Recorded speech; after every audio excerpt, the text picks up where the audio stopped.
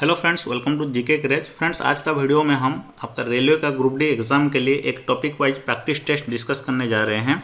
आज का टॉपिक जो है दोस्तों वो रसायन विज्ञान से संबंधित है। रसायन विज्ञान के कुछ महत्वपूर्ण कठिन सवाल इस वीडियो में हम डिस्कस करेंगे जो कि आपके रेलवे के एग्जाम में बार बार पूछे गए थे। उससे रिलेटेड भी बहुत सारे सवाल डिस्कस करेंगे। वीडियो के अंत तक जरूर देखिएगा। तो चलिए दोस्तों, पहला सवाल देखते हैं। Na2O ये किस तरह का ऑक्साइड है?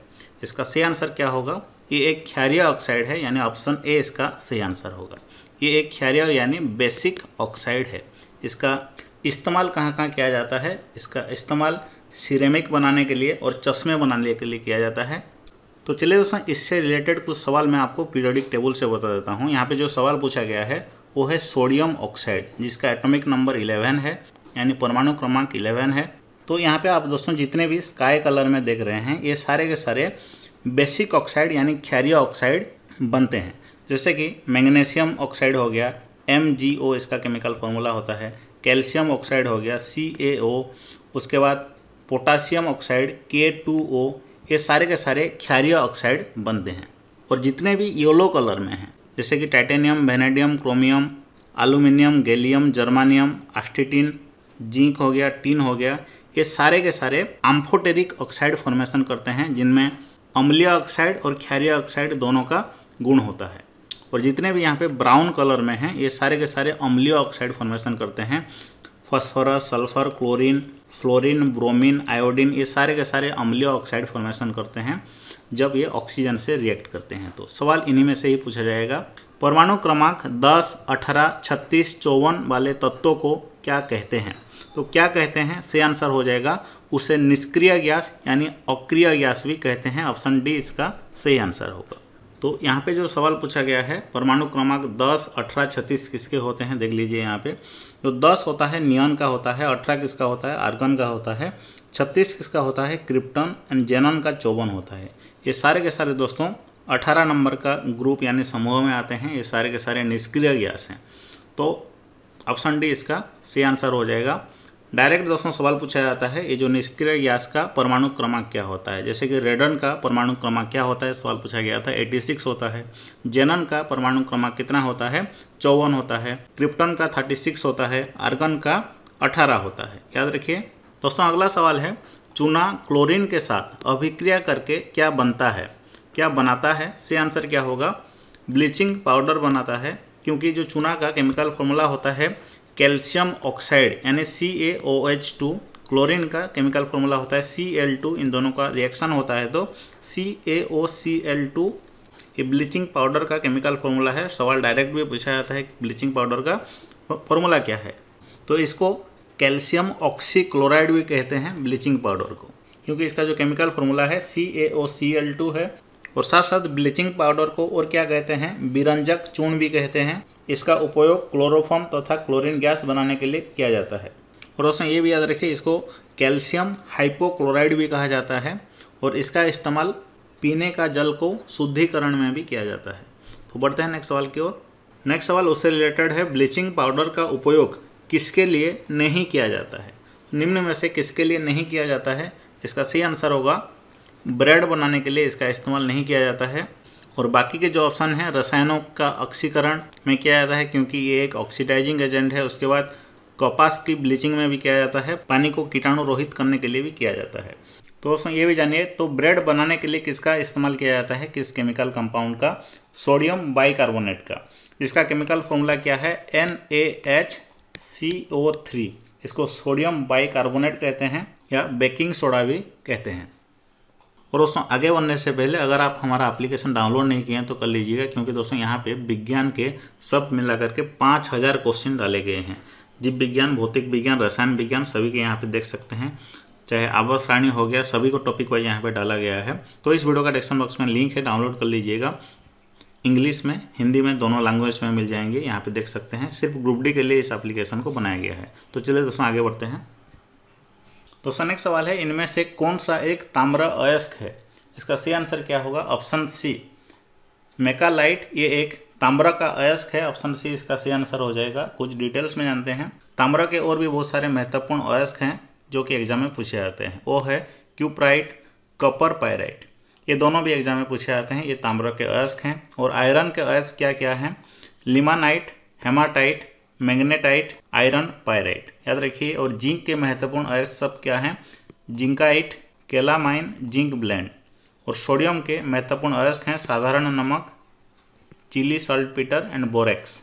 दोस्तों अगला सवाल है साबुन का उत्पादन कैसे होता है? ये सवाल भी कई बार रिपीट हुआ है। साबुन का उत्पादन ग्लिसरॉल के साथ क्षार की क्रिया से होता है। ऑप्शन ए इसका सही आंसर होगा। मैं आपको इसका जो कंप्लीट केमिकल रिएक्शन दिखा देता हूँ। यह है दोस्तों केमिकल रिएक्शन जिसमें कि साबुन बनाया जाता है। साबुन का केमिकल फार्मूला क्या है, ये भी सवाल बार बार पूछा गया है। तो इसका जो बेसिक सा केमिकल फार्मूला है RCOONA। यहाँ पे R का मतलब कोई भी alkyl group, CH3 CH2 CH2 इस तरह का एक ग्रुप होता है R का मतलब। तो यहाँ पे लेफ्ट हैंड साइड पे देख सकते हैं एक ग्लिसराइड को लिया जाता है, उसके बाद सोडियम हाइड्रोक्साइड को लिया जाता है जो कि एक क्षार है। इन दोनों का रिएक्शन को क्या कहते हैं? सापोनिफिकेशन कहते हैं। तो साबुन बनाने का रिएक्शन को क्या कहा जाता है? सापोनिफिकेशन कहा जाता है। ये भी सवाल कई बार पूछा जा चुका है एग्जाम में। तो दोस्तों ग्लिसराइड एंड सोडियम हाइड्रोक्साइड दोनों का रिएक्शन से क्या निकलता है? ग्लिसरॉल निकलता है, साबुन निकलता है और उसमें हीट भी निकलता है, उष्मा भी निकलता है।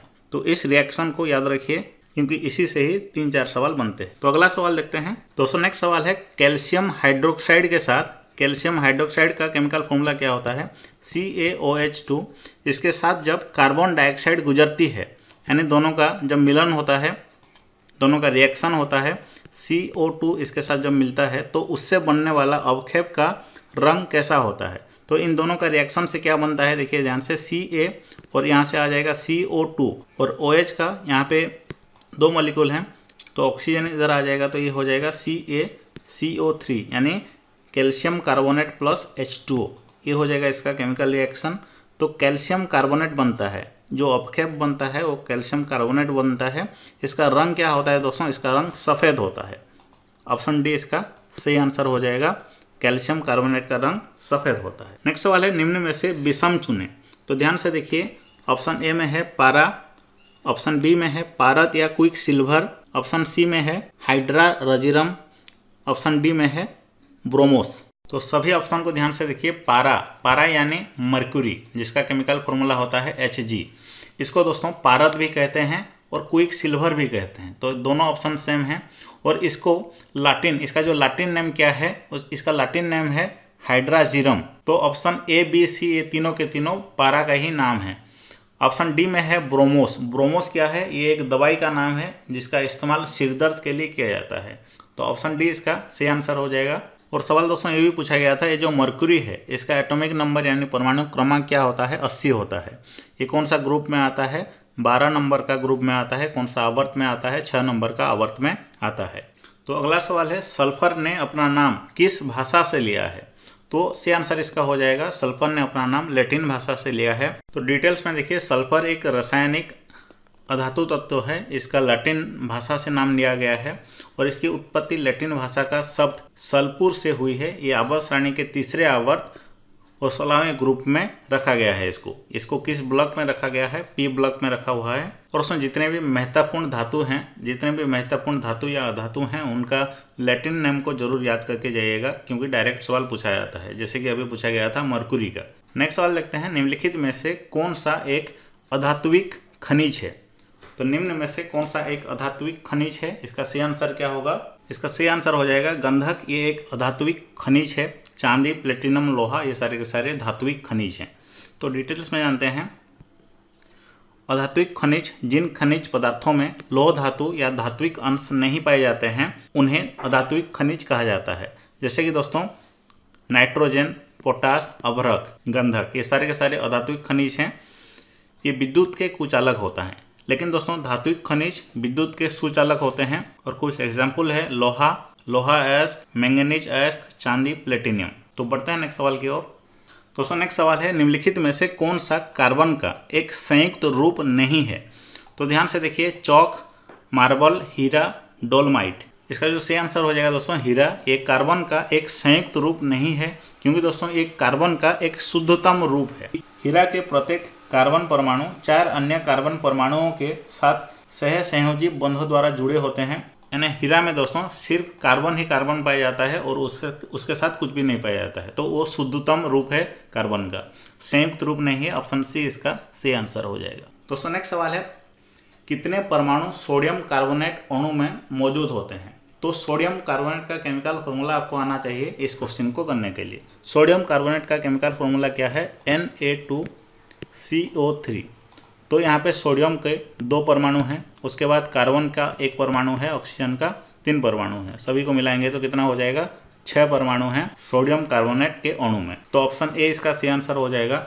तो क्या दोस्तों मुझे बता सकते हैं कैल्शियम हाइड्रोक्साइड अणु में कितने परमाणु होते हैं? कमेंट बॉक्स में बताइए, कैल्शियम हाइड्रोक्साइड का अणु में कितने परमाणु होते हैं। तो दोस्तों इस वीडियो में इतना ही। अब आपको क्या करना है, हमारा जीके क्रेज एप्लीकेशन को डाउनलोड कर लीजिए। वहाँ पे सामान्य विज्ञान इंग्लिश और हिंदी दोनों लैंग्वेज में मिल जाएगा। अगर आप हिंदी में पढ़ना चाहते हैं तो यहाँ पे आ जाइएगा क्लिक करके। उसके बाद रसायन विज्ञान के जितने भी सवाल पूछे गए थे पिछले 4-5 साल में रेलवे के एग्जाम में, सभी को एक साथ यहाँ पे मैंने कलेक्ट करके रख दिया है। तो यहाँ पे सभी को प्रैक्टिस कर सकते हैं। इसी तरह से सब मिला करके दोस्तों 4000 से भी ज़्यादा सिर्फ विज्ञान के सवाल वहाँ पे मिल जाएंगे हमारा एप्लीकेशन में। अभी तुरंत ही डाउनलोड कर लीजिए। इस वीडियो का डिस्क्रिप्शन बॉक्स में लिंक है, साथ साथ यहाँ पे करंट अफेयर का, कंप्यूटर स्ट्रैटेजी के सभी का टॉपिक वाइज कंटेंट आपको मिल जाएगा। यानी ग्रुप डी एग्जाम के लिए कंप्लीट प्रिपरेशन आप हमारा एप्लीकेशन से ही कर सकते हैं। इस वीडियो का डिस्क्रिप्शन बॉक्स में लिंक है दोस्तों, जल्दी ही डाउनलोड कर लीजिए और मज़े से अपना ग्रुप डी एग्जाम का प्रिपरेशन कीजिए। तो फिर मिलेंगे दोस्तों अगला वीडियो में। धन्यवाद।